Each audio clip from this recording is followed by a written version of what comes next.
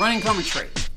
We are exploring listening to albums. It is a lost art form. We took an hour out of our day. We switched off the phones. We switched off the computers. We did not answer the door. We sat down and we listened to the artist's vision and concept.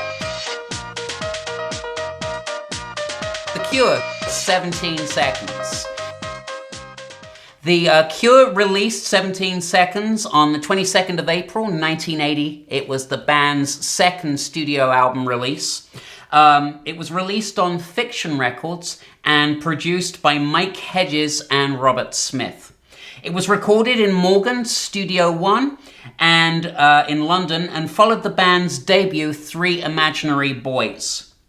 Robert Smith is the vocals, guitar. You've got Lowell Tolhurst on drums, Matthieu Hartley on keyboards, and Simon Gallup on bass guitar.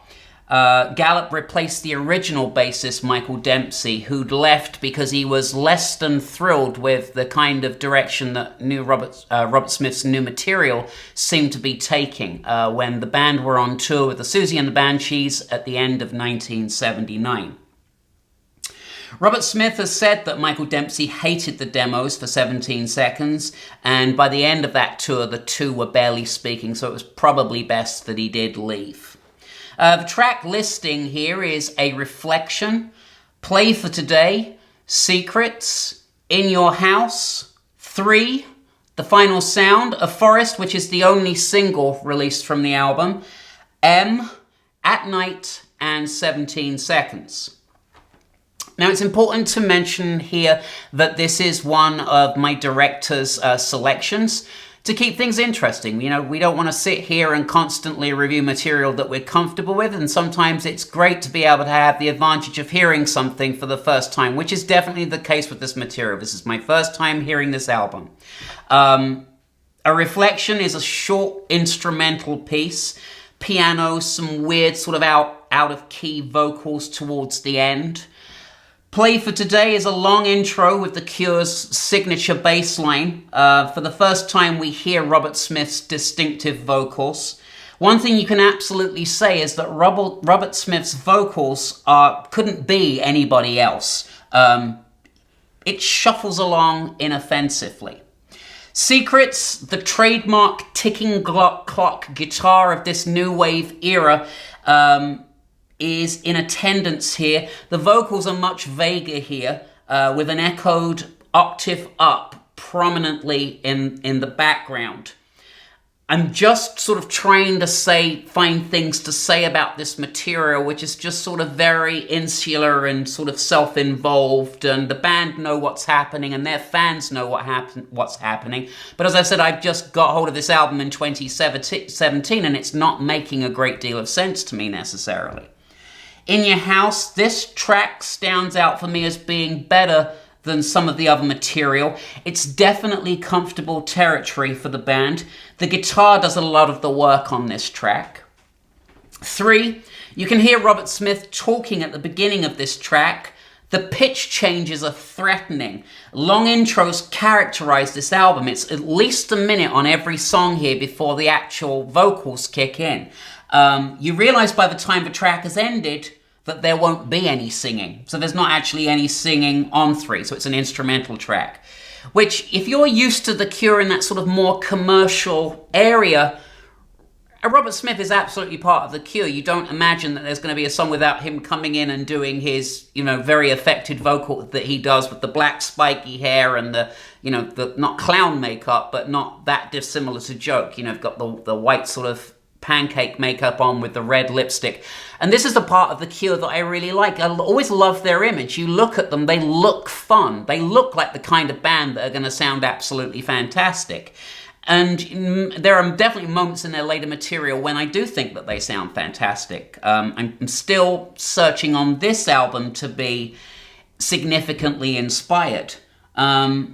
The Final Sound, it's a short instrumental, it's got a spooky piano going on, so it ties into this gothic thing, and any of us that were teenagers during those years know that goths are completely affected and only speak when they have to, and everything is such a chore for them, including eating and going to the bathroom and doing drugs and having a drink. Everything is so difficult for them, and it's very introverted, and they can't possibly look at you when they're speaking, and they'll pull you up on being hammy and clowny, and I definitely fall into this category. I was never a goth. I was definitely interested in some gothic people in my time, but they always kind of eyed me with caution, as I think they do the rest of civilization.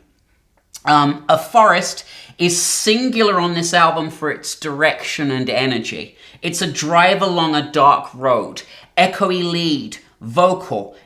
It's far and away my favorite track. Into the trees, you're there with him. You're in there. You get it. This is not difficult. And this is what I struggle with sometimes with these albums is I only have a limited amount of time I can listen to it. I can't go and look into the history of the band and look into all this literature and try and find out where you were coming from. I understand that the time that this album was being recorded, that Robert Smith was listening to some Van Morrison and things of that nature.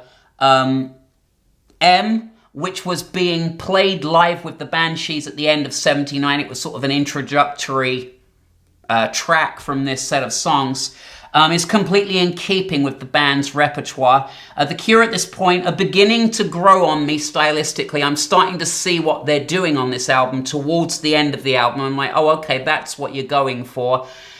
It's not my favorite thing in the world, but it's not bad music. You can definitely not say that here. I mean, it's in earnest. And what I will say here is that every track is given its space to really excel. You hear the bass very clearly.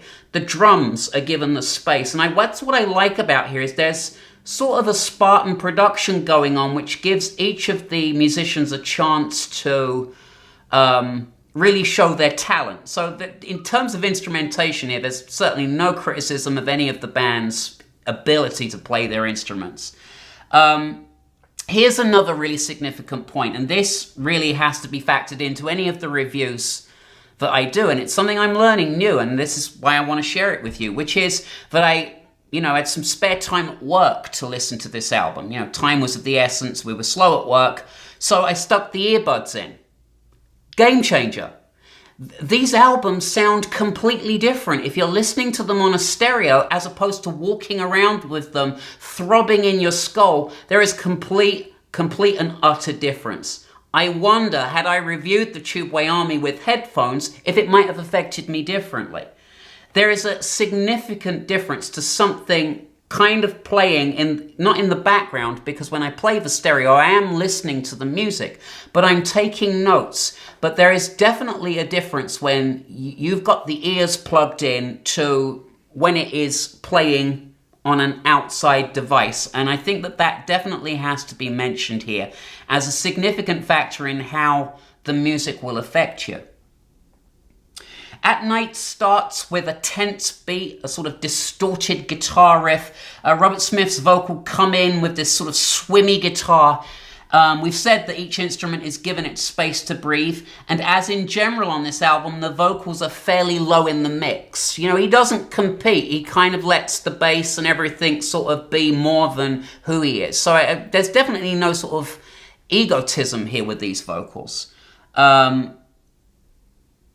The title track, 17 Seconds, stays with the album's signature long intro. Lowell Tolhurst kicks the beat up at about the minute mark, and Robert is in contemplative mood as the vocals begin. 17 seconds, a measure of life. That means something to them, it means something to the fans. As somebody just listening to the album, I don't know what that means. I don't know the significance of 17 seconds. The Cure were formed in 1976 by Robert Smith, Lawrence Tolhurst, and Michael Dempsey, who were schoolmates. They had originally been monikered the Easy Cure. Chris Parry had been an A&R rep at Polydor when he had received the Cure's demo tape, which included Killing an Arab. Having released Killing an Arab on Small Wonder in December 1978, Parry left Polydor and in early 1979 formed Fiction Records, of which The Cure became one of the first signings.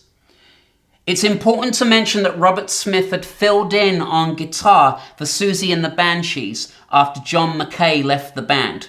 So there is this inextricable link between The Cure and Susie and the Banshees. In final summation of the album 17 Seconds by The Cure, the mark is 69%. Cosmopolitan, yeah, Cosmopolitan, yeah, Cosmopolitan.